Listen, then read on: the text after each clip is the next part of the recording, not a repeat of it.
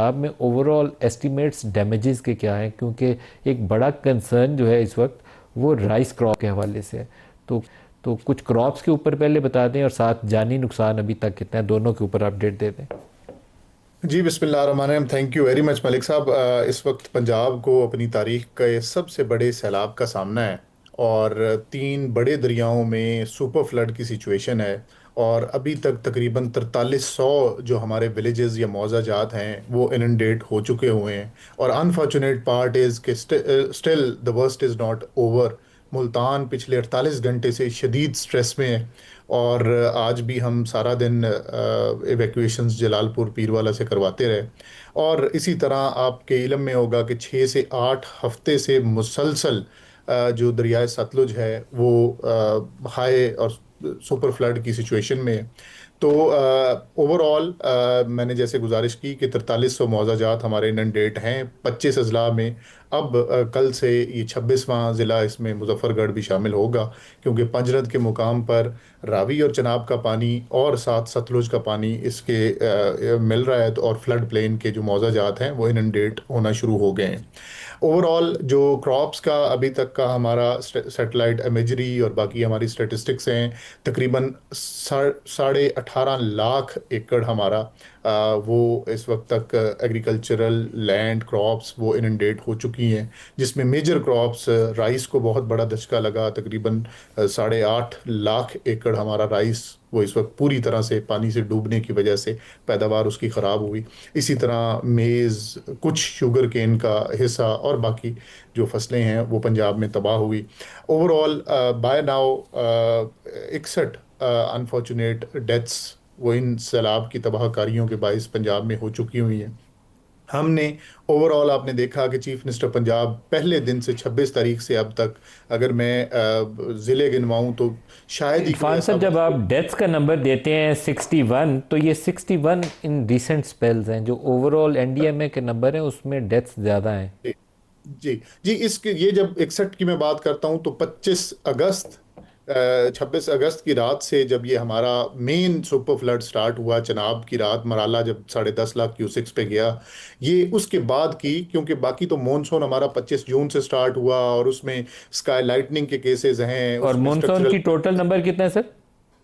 जी वो 164 था 25 अगस्त तक, जब ये 26 अगस्त को हमारा सुपर फ्लड का सिचुएशन स्टार्ट हुआ।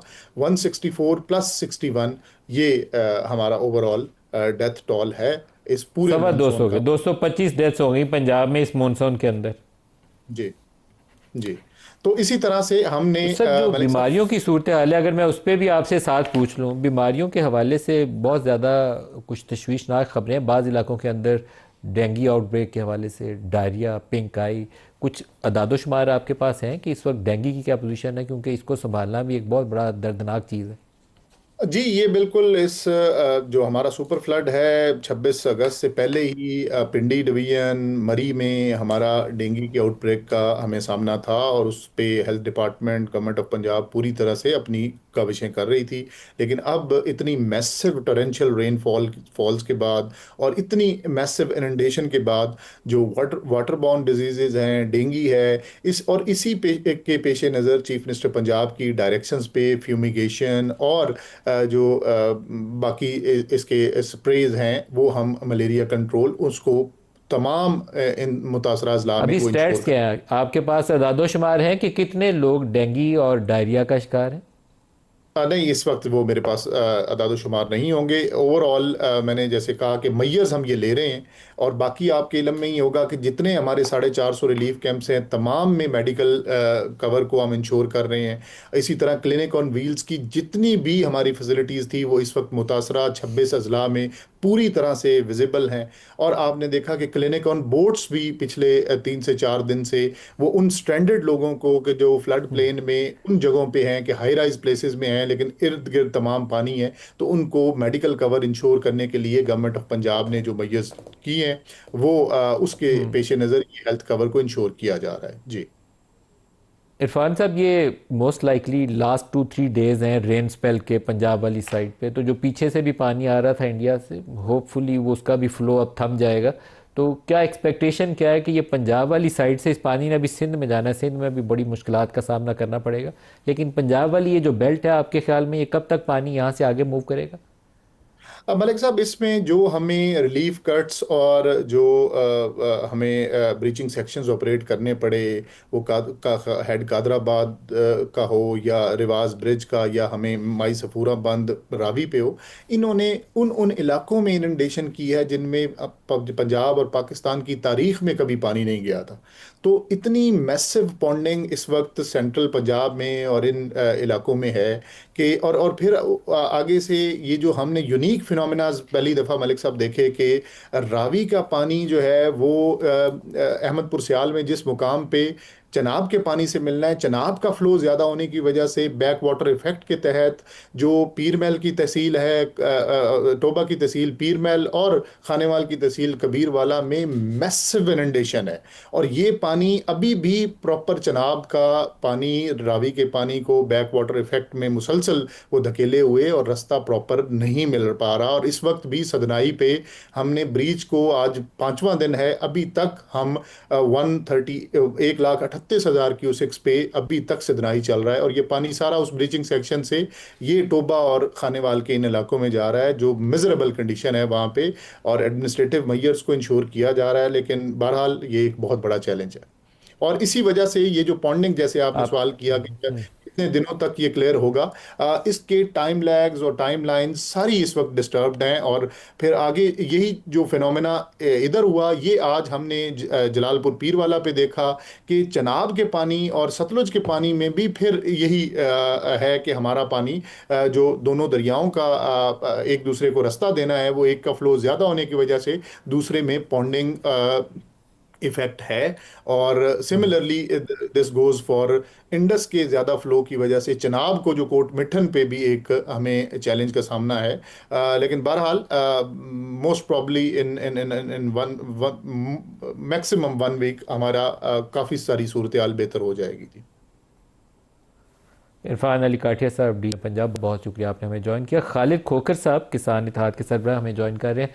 खालिद साहब, अभी इरफान साहब ने हमें बताया है कि कुछ 18.5 लाख एकड़ के ऊपर खड़ी फसलें तबाह हुई हैं, जिसमें 8.5 लाख एकड़ के ऊपर चावल की फसल है। इसके अलावा मेज़ और शुगर केन भी मुतासर हुई है, लेकिन चावल तो बड़ी फसल है। अगर 8.5 लाख पे तबाह हो जाए, क्या सूरत हाल क्या है? आप अपनी ज़बानी कुछ बता दें। जी, बहुत शुक्रिया जी। इसमें कोई शक नहीं कि चावल की फसल का नुकसान हुई है, कपास की हुई है, मक्की की हुई है, गन्ने की फसल हुई है, इसी तरीके से तमाम सब्जियात हैं, चारा जात हैं, और फिश फार्मिंग का बहुत बड़ा लॉस हुआ जी उनका, क्योंकि पर एकड़ खर्चा ज्यादा है। उनका पर एकड़ खर्चा है 7 से 8 लाख रुपए पर एकड़ उनका खर्चा है, वो उसका बहुत बड़ा लॉस हुआ है। अभी ये जो बात कर रहे थे कबीरवाला की, कबीरवाला में बहुत नुकसान हुआ है फिश फार्मा का, मुजफ्फरगढ़ में, हाफजाबाद में, मंडी बहाउद्दीन, नारोवाल में, सब जगह पे तमाम फसलों के नुकसान के अलावा बाकी ये है कि काश्तकारों को जब घर बने हुए थे, गरीब लोगों के, मजदूरों के, किसानों के, सबके जो घर इंफ्रास्ट्रक्चर सारा खत्म हो गया। उनके पास बचा ही कुछ नहीं है कि वो कुछ खा पी सके या उनका कपड़े पहन सके। जो पहने हुए हैं उनके पास वही कपड़े हैं। जानवर उनके भूखे हैं। जानवर का भूखा होना भी उनके लिए बहुत बड़ी एक तकलीफ दे अमल है।